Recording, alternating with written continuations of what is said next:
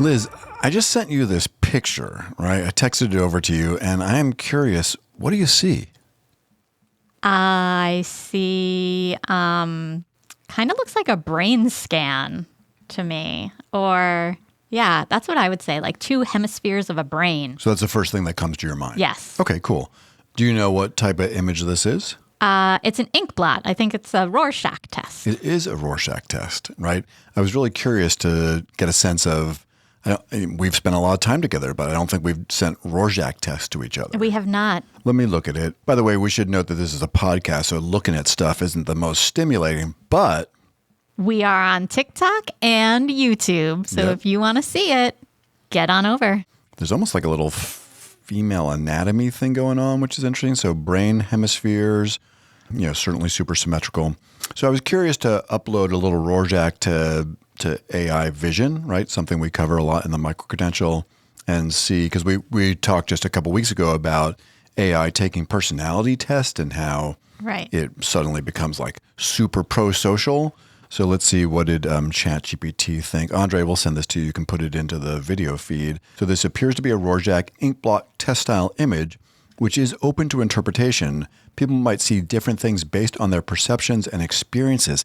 I wonder if it's because you're so cerebral that the very first thing you thought was it's a brain. Like you're a doctor, aren't you? I am. Yeah, Not yeah. a medical doctor. Yeah. So a symmetrical... You saw female anatomy, so just saying. Let's move on. Let's say, what does it mean if someone thought this looked like a brain? Dig deep. I don't think I've ever said brother to the AI, but let's see what we got. Dig deep, brother. So ChatGPT, if someone saw a brain in this image, it could suggest a few different things depending on their personal perspective, knowledge, subconscious associations. Let's break it down. So cognition and analytical thinking. Seeing a brain could indicate the person has a strong analytical mindset.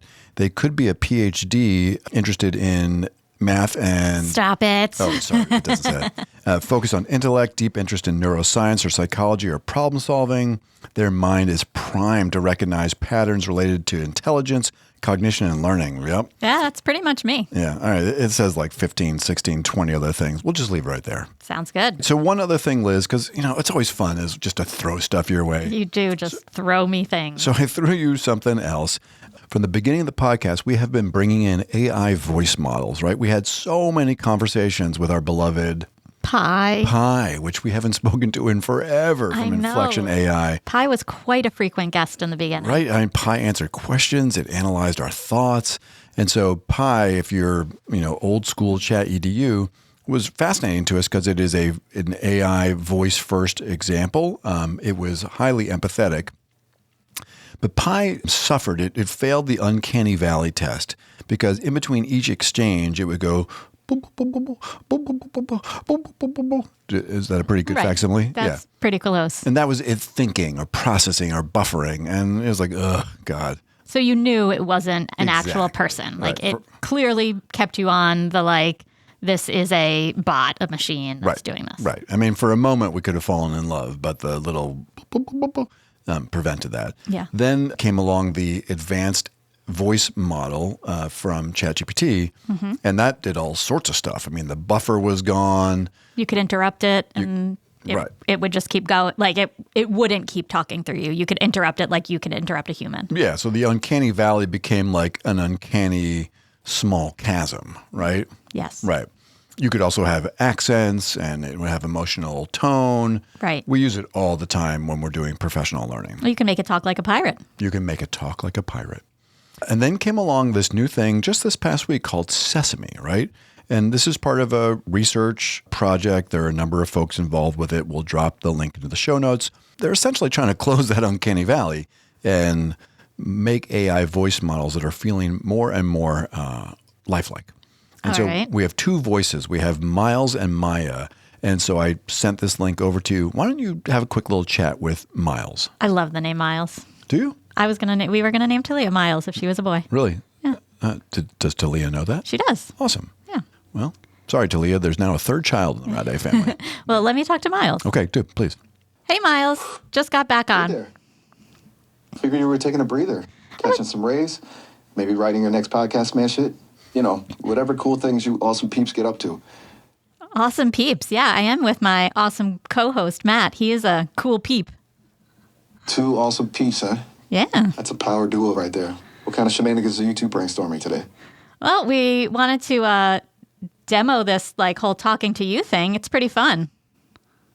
Demo on me, huh? I feel like elaborate, but the cool, charismatic kind. I'm ready for my close-up. So, what's the pitch, the sizzle, the hook? It's gonna blow the socks off those listeners. We're going to talk a little bit about vibe coding and all kinds of things, you know, AI education. We're going to talk about Estonia. Estonia, huh? That's a wild card. I dig it. So, it's AI in the classroom, Estonian style? That's right. Scoop. Rundown, teacher. What's Estonia doing differently, and how's it going? They're giving AI access to all 10th and 11th graders next year. We can't, jump ahead of the story here. Okay. Tell Miles to cool his jets. Miles, you're just Chill, going to have to chill. listen to the podcast to hear all of the things that we're going to talk about.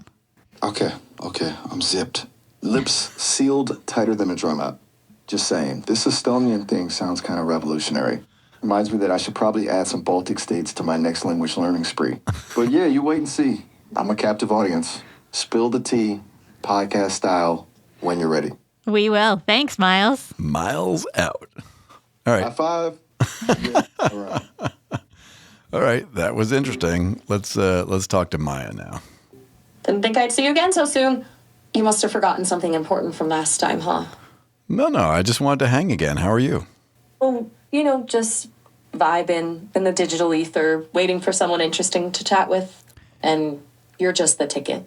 What's on your mind today? Oh, that makes me feel special. It's funny you said vibing because actually my colleague and dear friend Liz and I are about to do some co-hosting of our podcast, Chat-EDU. Don't know if you ever... Chat-EDU. Oh, what's that? EDT. What? Interesting choice. Very meta.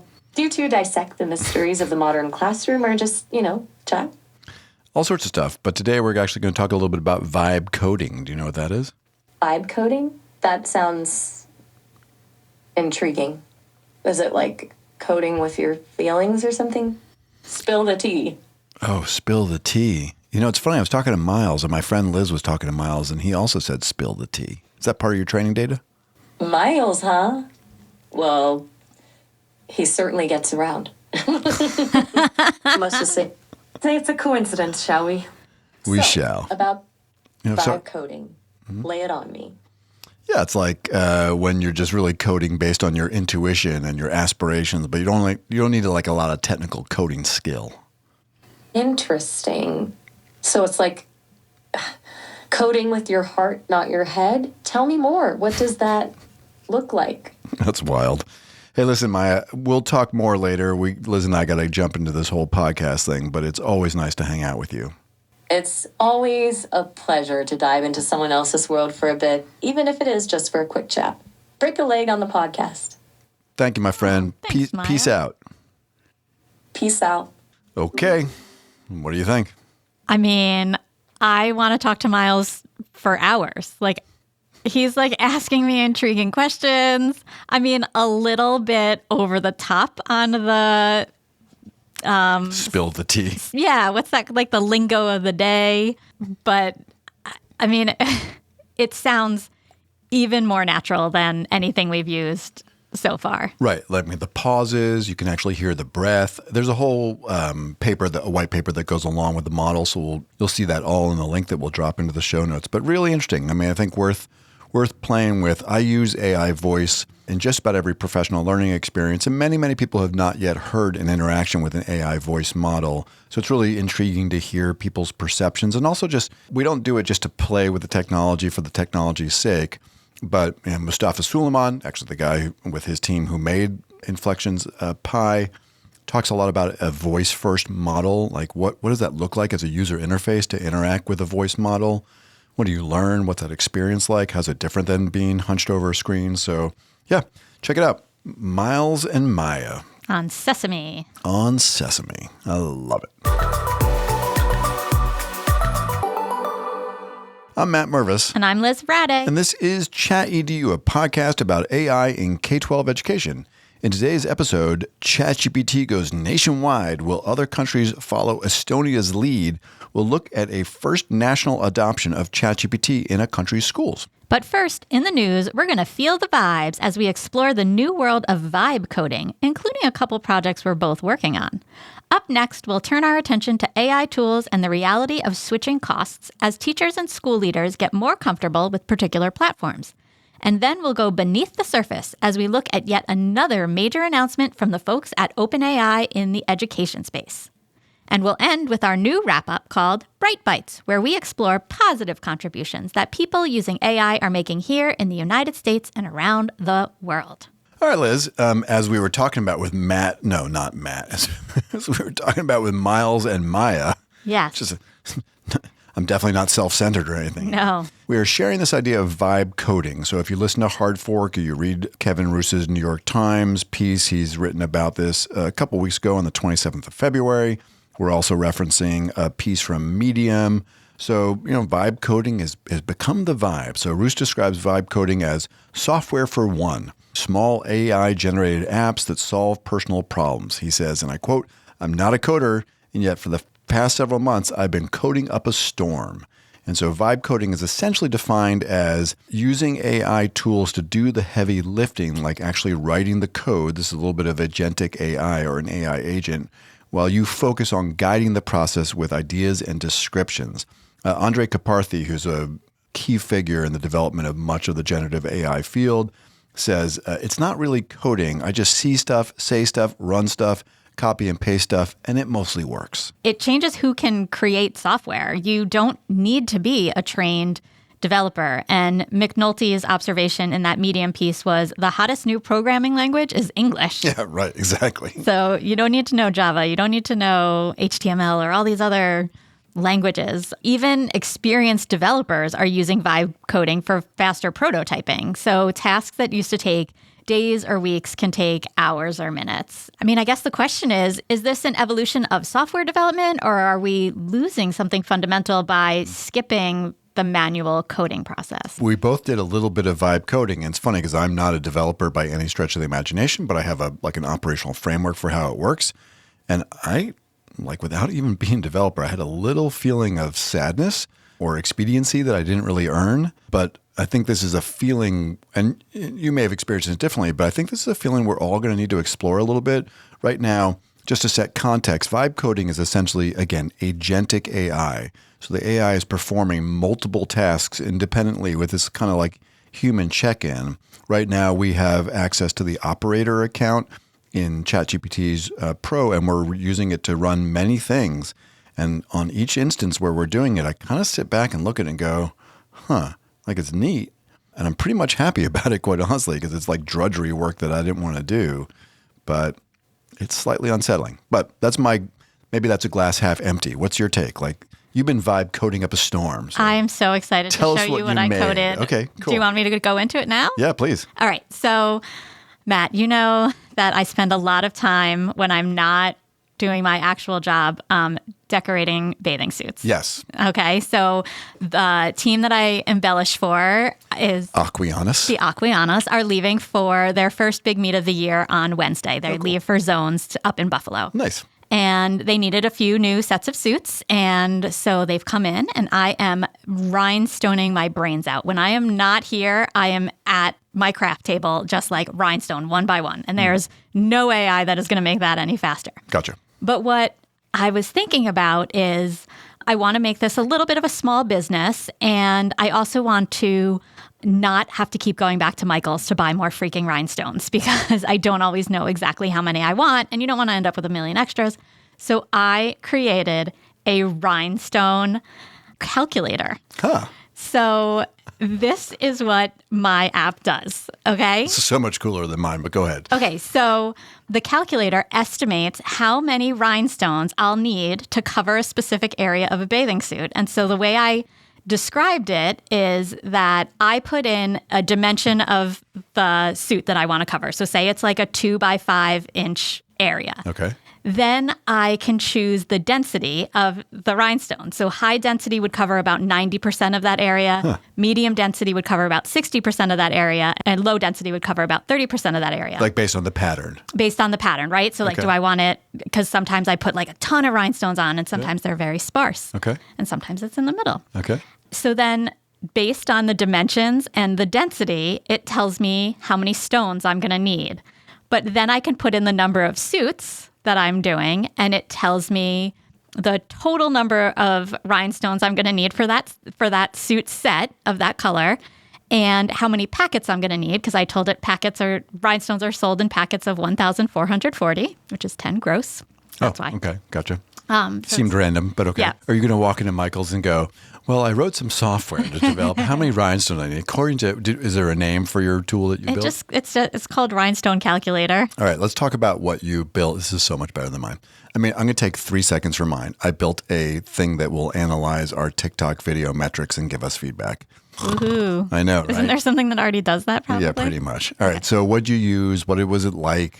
Walk my- us through the process. Okay, so I used, you mentioned Bolt, so it's bolt.new. Yes. And I went in there and literally started with create an app that will help me estimate how many rhinestones I will need to cover an area of a bathing suit with 3 levels of density with the rhinestones: high density fill, medium density fill, and low density fill. And it was giving me really high numbers. And I was like, that sounds wrong.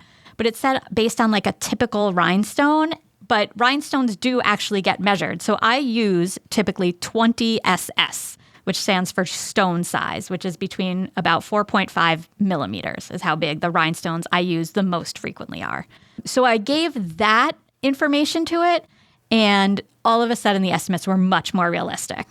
So how much back and forth did you have to do? It created the app, and then it tells me what the app offers. So you can put in the dimensions, the units, the density, selection, the calculation, and then there's an information panel that explains how the calculator works. And it tells me how to use it. And then I said, can I refine the app by assuming that the rhinestones are the size 20 SS, or about 4.6 millimeters? So it did that. And are you testing it in these iterative developments, or are you just kind of going back and forth and then boom, and when it's done, you have this like app to try? Well, I can see it in development, Okay. and I can test it there and see what I like and what I don't like. And then it was giving me a really high estimate for the price. So then I gave it the information. I know that the rhinestones I buy come in, Yep. they're $15 a packet. So then it did that. Like, I wanted to go deeper, but this is great for doing literally a half an hour's worth of coding last night. That's so funny you say that. A half an hour's worth of coding. Which I did not code at all. Going back to the piece, like coding as in English. Right, as in I told it what to make, Yeah. and it just did it. And it's in these like beautiful purple colors. And then what I do from here is I can deploy it. Yes. And so now I have this thing. It's called classy.piroshki Right. dash They put them up in different places. 2688 dot Yep. whatever. So I was able to copy that link and like send it to my friend last night and be like, look what I made. And then I sent it to my mom this morning, our biggest fan. My biggest fan, at least. Ours. Ours. And she was like, wow, that's really cool. But I mean, with no coding experience, I have this app that does exactly what I want it to do. Did you share in your house where you're like, Adam, look? Well, I was doing this way past anybody's bedtime because I've been up really late gluing rhinestones. And did you have any of the sense of like, I just got away with something that I shouldn't have been able to get away with? Or were you like, agents be damned, have at it, let's go? No, I mean, I don't feel like guilty that I was able to do it. I'm like, this is a new thing that I can do. Great. Like, I don't know, do people feel guilty for using, I mean, it's on such a smaller scale, but like, do you feel guilty for using Bellshack? Like, I don't. Yeah, sure. I mean, this is the march of technology and progress. It's just interesting because, when I was watching it, because you sort of watch it agentically going through all the steps, I'd be like, those seem like a lot of steps. I bet there's some pretty serious, hefty, like intellectual horsepower going on there. Let me build on that point. So I think there's this interesting thread to pull on in terms of how are these AI coding tools changing computer science education. We've discussed this a few times on the podcast, but do students need to learn traditional programming? Should they focus on AI-assisted development? We covered a study a while back from CS for All that essentially made the argument that, yes, I mean, there may be vibe coding wasn't yet, that we weren't vibing yet on it, but they made the argument that it will still be critically important for students to know how to code so they can check the output and troubleshoot. But this is pushing it a little bit. I mean, McNulty in his piece on Medium said many industry leaders expect software engineering to look very different by the end of 2025. And you can feel that. And Kevin Roos pointed out something that Google has shared, which is that 25% of all new code in the whole Googleplex kind of world is AI code or AI-assisted code. So what does this mean for students who want to be programmers? Understanding the logic and problem solving is still crucial. So it doesn't remove the need for human thinking. I mean, I certainly was doing a lot of thinking through there and figuring out why it wasn't working exactly the way I wanted it to. And it's not going to do everything. Like Roos in his article struggled to create an inbox autopilot that mimicked his writing style. Like some things AI still can't do well. You know, McNulty said AI can generate flawed or biased code. Without human oversight, we might deploy buggy or unsafe software. So, I mean, going back to my app, if I hadn't double checked, it was wildly misestimating the number of rhinestones. So your content expertise in rhinestones and suits is what was critical. Right. Yeah. There's still a lot of human oversight in watching these robots and at least hovering nearby. All right. So what's next in the world of vibe coding? If vibe coding tools continue improving, programming might shift from writing code to just describing what we want, right? And maybe it means that coding happens a lot faster. And McNulty said for a total beginner who's just getting a feel for how coding works, it can be really satisfying to build something that works in the space of an hour. And that's exactly how I felt last night. And now I'm like, I want to go make an app for everything I do, right? Like it made me feel really empowered to be able to build this app that functions, and because no one's ever going to build that. And that's what they talked a little bit about on Hard Fork, right? Like these are apps for very, very niche things, right? Like there's maybe 10 people in the United States that care about rhinestones, but it's really helpful to me. So, you know, and it worked, right? If it was a lot harder, I wouldn't have done it. Yeah. Yeah, I love that. I think that's really awesome. I mean, maybe we end that there. The idea that there's a problem that you needed to solve, you had content expertise, and vibe coding essentially amplified your capacity. Absolutely. I love the idea that you felt empowered in doing it. Yeah. All right. Great. Power on to Dr. Rade and the rhinestones. So for kids right now, though, I guess we should say that, you know, these tools like Bolt, and there's a few that are referenced in both the pieces. Cursor is another one. They are not probably data pledged in our state or FERPA compliant, et cetera, et cetera. So hopefully, you know, there may be some vibe, because you could see a cool challenge where students are vibe coding on a problem they see in their community, just like we used to do in our kind of Skills 21 Expo. Oh, totally. Let's get some FERPA compliant vibe coding going on. Let's do it. What would Miles and Maya have to say about that? Spill the tea. Okay, Liz, let's talk about ChatGPT. Have you ever heard of ChatGPT? I feel like we've never talked about it. No, once or twice. Yeah, once or twice. Yeah, so ChatGPT just hit another milestone, and all these tools are, Gemini and Claude. The releases come out every day. The numbers continue to be insane and silly and confusing. But yeah, they hit this really interesting milestone, which is 400 million weekly users, which is up 30% in the last few months. Eric, he's a tech analyst in this marketplace piece, said consumers are just going to migrate to whichever model, whichever app they feel serves them best, which is sort of what I want to talk about a little bit today with you, which is the migration piece. We'll get there, but part of what's really interesting is that the competition is just growing. And then we have new things come along, like the DeepSeek model for China, Grok, Anthropic's Claude, advances in Gemini. I saw Perplexity just signed a deal with T-Mobile where we're going to have, you know, Android Perplexity phones. So as we say often in professional learning, we are in the Ask Jeeves era of these chatbots, because you recall in Ask Jeeves, we had Ask Jeeves, we had Alta Vista, Yahoo, Lycos, Dogpile, Mama.com. All these different places you could go to do a search. Exactly. And so now we have all these different places where folks can go to use a chatbot. But basically, in that scenario, eventually everything collapsed into Google. Like, yeah. I mean, very few people go anywhere but Google to do a search. Right. Except for now, all I go to is Perplexity personally, but yeah. different story for a different article for a different podcast episode. Gary Marcus, who's a really interesting character. If you ever want to get like a really nice counter perspective on all this stuff, I think generally we are kind of like, I wouldn't call us evangelists, but we're sort of glass half full with some cautionary undertones. That should be our tagline. Glass half full with cautionary undertones. So anyhow, Gary Marcus is all about the cautionary undertones. He's an NYU professor. He's on Substack. He's on LinkedIn. He's everywhere. He argues that these things essentially have been commoditized. They're pretty much the same thing, which is curious. It will make you think about, to your point, like, who does win this thing? Because the energy, just think about the energy being spent for all these competing models, that if it's true, they're commoditized and they're all doing essentially the same thing, then why are we wasting gabillions of gallons of water and gabillions of watts of energy to be in this horse race? Number? Yeah, gabillions? Yeah. Sure. No, or gatrillions. Got it. Yeah, yeah. I'll build an app in vibe coding that translates my gabillions and gatrillions. All right. So what's Sam Altman's perspective on this, Liz? He admitted they're losing money on ChatGPT Pro, which is the $200 a month subscription. Ted Mortensen, who's a tech strategist, said you're going to see a race to zero in the near term, talking about price pressure. You know, there may be alternative revenue models. OpenAI and competitors may focus on enterprise clients like in healthcare or law or finance or advertising, which I fear. I don't want everything to be full of advertising. No, it won't be good. But can OpenAI maintain its dominance if competitors offer, you know, pretty similar AI for free, and all these models are pretty similar?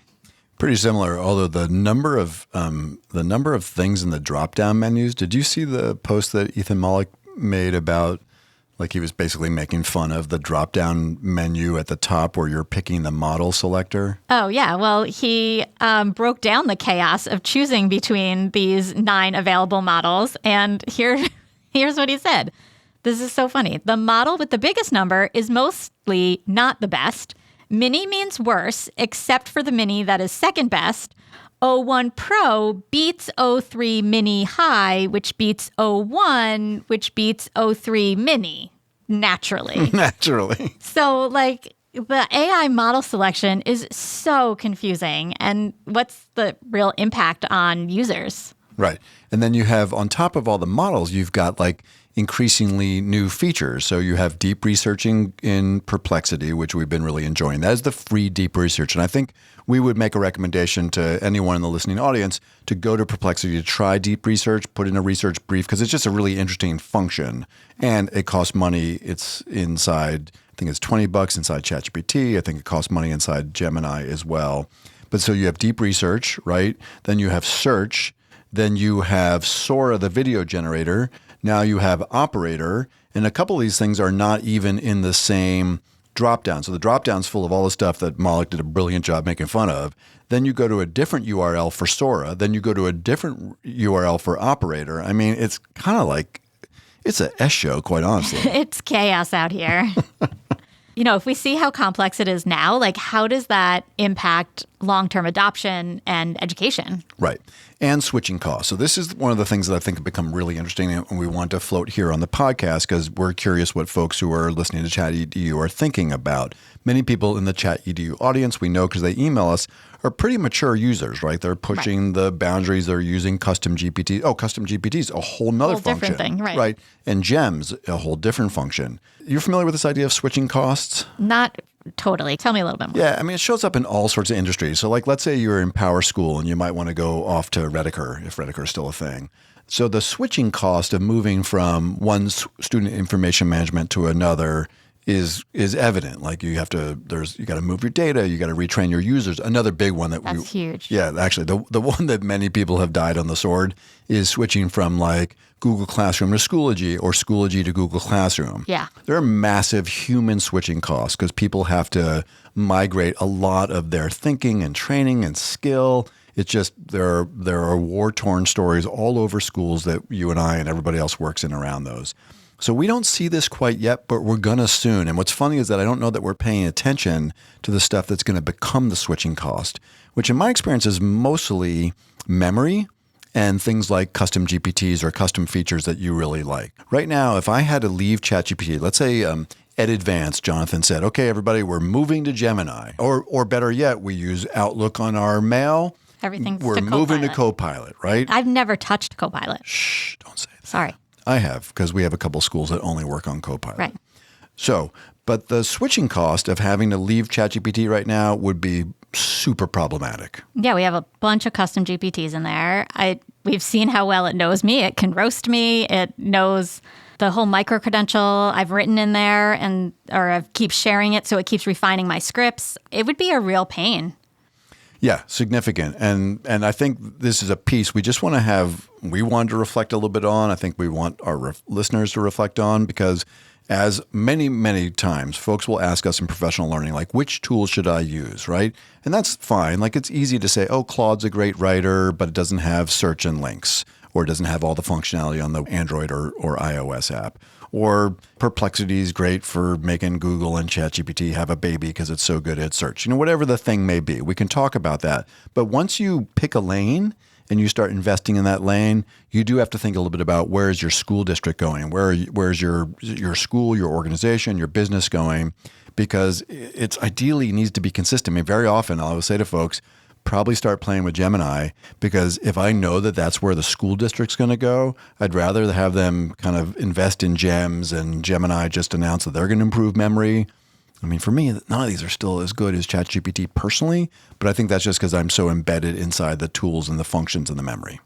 Yeah, I mean, I think we have to think big picture. If AI is going to be as essential as Microsoft Office or Google Docs, like, how do institutions ensure long-term flexibility instead of getting trapped in one model, or, feeling so much pain once they select a model? Yeah, and this is not even mentioning the wrappers, right? So Right. we have a lot of schools right now that are writing 3-year contracts with School AI or Magic School.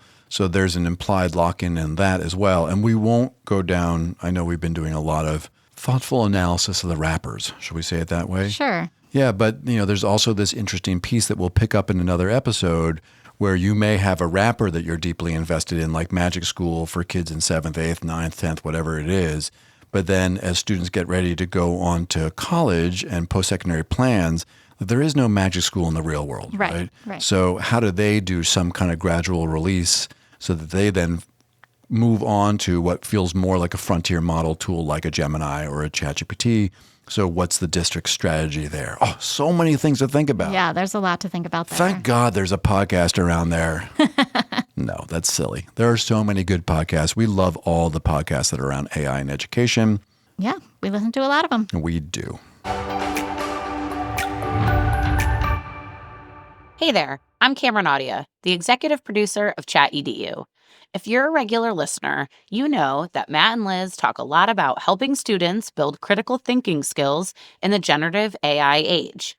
A related challenge is helping students navigate social media in a way that promotes a balanced life online and offline. That's where the social balance comes in. Developed by Skills 21, it's designed to build social media literacy and give students the tools to think critically about the role social media plays in their lives. If you'd like to learn more, visit skills21.org/social. And if you want to chat in real time about it, email me at chatedu@edadvance.org. I wrote the curriculum and support schools in their implementation of the social balance. All right, Matt. So now it's time to go beneath the surface with a story about Estonia becoming the first nation to fully integrate ChatGPT-EDU. Liz, you travel extensively. Yeah. I mean extensively. Uh-huh. Have you been to Estonia? Twice. Really? Yeah. Oh my God. I could pick any, like OpenAI could have announced that they deployed AI, ChatGPT in any country, and I could have been like, Liz, you been there? No, mostly European countries. Okay, talk to us about Estonia real quickly. Okay, so Estonia, it's a small country, and it's actually it's a very easy, 3-hour, maybe less boat ride from Helsinki. So that's why I've been there, because when we were living in Finland, it's easy boat ride from Helsinki to the capital of Estonia, which is Tallinn. Wait, sorry, I don't mean to interrupt. That's when you had a Fulbright, right? Yes. Okay, just checking. I'm going to tell you a funny story. You can cut it or not, but the Finns will take this day boat over to Estonia with luggage with them to fill up their alcohol purchases because alcohol is significantly cheaper in Estonia. So they will like quarterly take the boat over to Estonia. It's worth the ride, fill up their luggage with alcohol, and then take the boat back. And so it's a very interesting ride on the way home because there's lots of people that have just spent the day like purchasing alcohol and drinking in Tallinn. Yeah, so there must be a 25% tariff between Estonia. Sorry, couldn't help myself. Carrying on. But it's a beautiful little country. It's pretty similar to Finland in a lot of ways. But this whole story, I think we have to start by recognizing that it is a country with only 1.37 million people and about 160,000 students. Bridgeport in Connecticut has a population of 150,000. Gotcha. So like the amount of students is basically like Bridgeport size. So not that this is not a super important story, but I know that whenever I talk about education in Finland, the first pushback I get is, well, it's a very homogenous society and there's only 5 million people there. Yes, but like there's still really good things we can learn. Okay, so in other words, when we look at OpenAI's press release where they say, we are proud to work with Estonia's government on a world-first initiative to provide all students and teachers in the secondary school system with access to ChatGPT-EDU. Again, thank God they kept the GPT on there. Yes. We'd be in deep trouble. So you're saying it's not a big deal. No, I think it's a super big deal. I think we just have to recognize the scale of this, right? Like it's probably smaller than them just putting it into the California State University system. Sure. Right? So And so to bring it even smaller, it's actually just 10th and 11th graders. They'll be the first to gain access in September of 2025, but I think with a plan to expand further. Dan Fitzpatrick, who we love and who is awesome, been here to Connecticut a couple times. He wrote a Forbes piece because Dan writes for Forbes. This is a national initiative driven by their government and for students of high school age. Estonia ranks really high globally for AI adoption. They're in the top 15. There's one active ChatGPT account for every 4 citizens. Oh, already? Wow. Yeah, that's pretty high. And the Estonian president sees AI as the next step in Estonia's digital evolution. And he said, artificial intelligence has permanently changed the world. And like all sectors, the education system must adapt to these changes. Nice. And interestingly, Estonia has been a leader in like adoption of these tech changes and growth for a long time. So in 1996, they had the Tiger Leap program, which computerized schools and made Estonia a global leader in e-governance. It made them really well equipped, one of the best equipped countries when everybody had to go remote during the pandemic. They are really focused on this, which is awesome. And so, is Estonia's model something other countries should think about adopting? Or does this only work in Estonia? What do you think? What I'm honestly thinking right now as you're talking is that I feel like ChatEDU needs to have a whole new line of services where you take folks on global, globe trotting around the world to explore different countries. I just want to go to Estonia with you right now. That's what I'm thinking. Well, it's amazing. I'll show you some pictures. All right, so let's break this down a little bit further, Liz. So what is the anticipation? Like, how do they imagine using ChatGPT-EDU and all its many flavors in these Estonian classrooms? Yeah, I think for students, it's what we've kind of been talking about in general: personalized tutoring, AI study aids, instant feedback on all kinds of work and writing. Teachers will be using it to, help write lesson plans, support grading. I'm sure that they are also not going to just let it grade the work, and, administrative work that we're seeing teachers do here. And then in education policy, scaling AI literacy and preparing students for AI-driven jobs. The Minister of Education and Research in Estonia said that their long-term vision is, Estonia's competitiveness depends on how well we can prepare young people for the age of artificial intelligence. And Estonia is betting big on AI to drive workforce readiness and future tech sector growth. And these small countries do have to think about how they're going to compete globally. And so it is really important for them to be AI facing and future thinking, because these little countries have little changes make such a big impact, both good or bad. Yeah, I mean, I'm going to try to bite my tongue, but then I won't. So it is consistently really interesting when these press releases come out and they say, "What will you do?" Right, and the president's talking about workforce development and readiness, and then they'll say the way we're going to get there is personalized tutoring and instant feedback, though I think instant feedback is super helpful. Can I just share a really quick story? Sure. Okay. Always. I was with a district, and there's a K-5 like computer science teacher who's facilitating all sorts of cool K-5 CS stuff. And he was talking about the use of AI, ChatGPT with his kids. They weren't using it themselves, but he was doing a pollinator project. So they're collecting all this data on pollinators, and then they wanted to be able to visualize the data and make an analysis of it. So they all worked together to collect the data, had these cool logs. It was very experiential. They were outside doing cool stuff, hands-on, one-to-one, human-to-human, kid-to-kid. And then he took that data, brought it to ChatGPT, and did a bunch of data visualizations. And it was up on the screen. The kids were asking cool questions. And then the students started saying, oh, we're going to run these days where we have rainy weather, and what should we do about that? And so they started using ChatGPT, where he's modeling it on the screen to run an analysis of how weather changes are going to impact the pollination process. Pollinator data. History teachers. I don't have a ton of fluency speaking about this. Okay. But to me, if I was the president of Estonia, I'm like, that's what I want to talk about.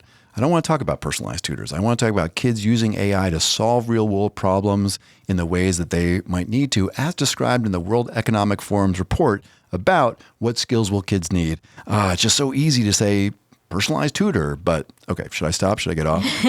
You can get off, but you're right? Like the way cooler use of AI is not that you can say, quiz me on my vocabulary, right? Like you could also make flashcards. Is it easier to do it on ChatGPT? Yeah. But my daughters are still sitting there making flashcards. And I'm like, well, you're still learning it the same way. And that's personalized, right? Like a set of flashcards is personalized tutoring. You decide this goes in the I know it pile, this goes in the I don't know it pile, and you keep doing it. Like we've had that forever. People have been making flashcards forever. So, but the pollinator data and modeling things and, having it help you with solving these real world problems. Yes, that's the thing. It's all just a backdoor plug for your new book on personal interest projects and project-based learning. Yeah, but I mean, it's interesting. In the Forbes article, Fitzpatrick talks a little bit about, will kids become dependent or over-reliant on AI? And, is there bias in the information? Is there data privacy? I mean, especially because the GDPR, right, which is a much stricter European compliance framework for data privacy when it comes to AI, are really critical. Fitzpatrick says the initiative's success will depend on effective implementation and teacher training. And I guess that's what I'm sort of getting to in part, which is what are the most optimal applications of AI to help students become really successful in a world that will be dominated by collaborating with these AI systems. It's a shame that I guess project-based learning is a phrase just as catchy as personalized tutoring. It's just harder to make the connection. It takes a little bit of a description. I think part of what's really interesting about this story and your characterization and framing that it is essentially smaller than Bridgeport, Connecticut is super helpful. But nonetheless, this is a story in part about an organization making an organizational commitment, in this case, in the scale of a nation state. But it's really interesting about what did the leadership look like to have that come into place. And also, OpenAI is leveraging an opportunity for them. They're clearly making a heavy push. I think we just said 2 episodes ago, maybe 1 episode ago, that don't be fooled that the Cal State stuff and all the higher ed investments in OpenAI are coming to K-12 near you, and all of a sudden a country is adopting for 10th and 11th graders.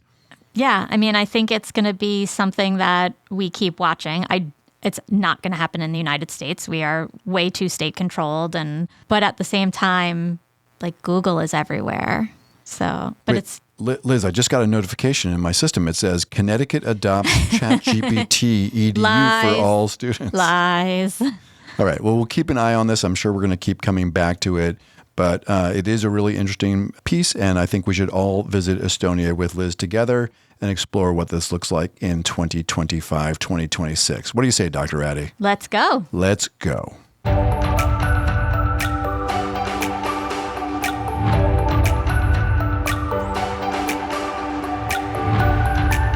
Now it's time for Bright Bites, where we explore the positive contributions that AI and people working with AI are making day in and day out. Liz, are you enjoying this whole Bright Bites thing? I am. It just ghost nets and, just happy little things that are happening. Yeah, it's been super helpful because I have a slide when I'm doing professional learning and I roll through the series of risks. So hallucinations, bias, deep fakes, kids falling in love with their chatbots, adults falling in love with their chatbots, all that stuff. I don't want people to be depressed. So I switched to this slide about Demis Hassabis and Jeff Hinton winning the Nobel Prize and all the really cool stuff that's happening with AI. But in any given week, then I can talk about these two stories, whether it's ghost nets or co-scientists from Google. Yeah. So what do we have on deck this week? Okay, so groundbreaking AI can accurately decode emotions from multiple animal species. Wait, haven't we talked about this? Is like the whale story, right? It's like the whale story. It's like us talking about meerkats. Meerkats, yep. Yeah, we've talked about a lot of animals. But researchers at the University of Copenhagen, been there too, have developed an AI model that can detect emotions in animals with 89.49% accuracy by analyzing their vocalizations. I'm trying so hard to not make a whale noise right now. Please carry on. Thank you. Mm-hmm. But at home, feel free. Make a whale noise. If you're in your car, whale noise it up. The breakthrough could significantly improve animal welfare because it enables real-time emotional monitoring in livestock management, conservation, and veterinary care. Okay, cool. So that's where the positive hook is, like the bright bite. Yeah. So, all right. So by identifying stress or discomfort early, farmers and caregivers can intervene to prevent suffering, while conservationists can better understand animals' responses to environmental changes. So these findings also suggest kind of a universal system of emotional vocal expression across species, shedding light on the evolution of communication. This is really cool. So the second Bright Bite, AI platform for teaching ASL aims to bridge communication gaps. NVIDIA is the source here. So NVIDIA in collaboration, NVIDIA, by the way, small company, they make these little chips that go in the AI servers. Yeah. Yeah, a little bit. So NVIDIA, in collaboration with the American Society for Deaf Children and Hello Monday has launched Signs, an AI-powered platform designed to support American Sign Language learning and the development of accessible AI applications. So the platform, Liz, kind of gives you this validated AI ASL data set and a 3D avatar that demonstrates the signs. And then AI is woven in for real-time feedback using a webcam for footage. Very cool. That is very cool. It has expanded its data set to 400,000 video clips. Signs aims to improve communication for deaf children, their families, and the broader ASL community. NVIDIA also plans to make the data set publicly available to fuel AI-powered accessibility tools, including digital assistants and video conferencing enhancements. I love it. Two great stories. I can't wait to see what new Bright Bites are on deck for our next episode. Absolutely. Okay, so for now, roll the credits. As always, we'd love to hear what you think. So please let us know at chatedu@edadvance.org. That's EDADVANCE.org.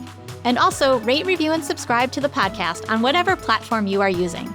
ChatEDU is brought to you by EdAdvance, the nonprofit regional education service center in Litchfield, Connecticut. This episode of ChatEDU is sponsored by the National Center for Next Generation Manufacturing. ChatEDU is recorded, edited, and produced by Andre Angelo and Justin Pasco, whose dedication and expertise bring our discussions to life. ChatEDU's executive producer is the multi-talented rock star Cameron Audia. Additionally, we are grateful for the support of our colleague Gary Robinson, and we appreciate his time and talents. And of course, a big ChatEDU shout out to our fearless leader and executive director, Jonathan Costa, for inspiring the pod. And finally, a heartfelt thank you to our listeners for joining us on this journey exploring the thoughtful and innovative integration of AI in education. Hello, everyone. My name is Jonathan Costa, and I am the executive director at EdAdvance, and I want you to know how much we appreciate our listeners. If you enjoyed the podcast, feel free to explore EdAdvance's other AI services, which include customized professional learning of all kinds, conferences, and our micro-credential co-sponsored by the Southern Connecticut State University Office of Workforce and Lifelong Learning. Just visit skills21.org/AI to learn more. That's all for now, and thank you again for listening to ChatEDU.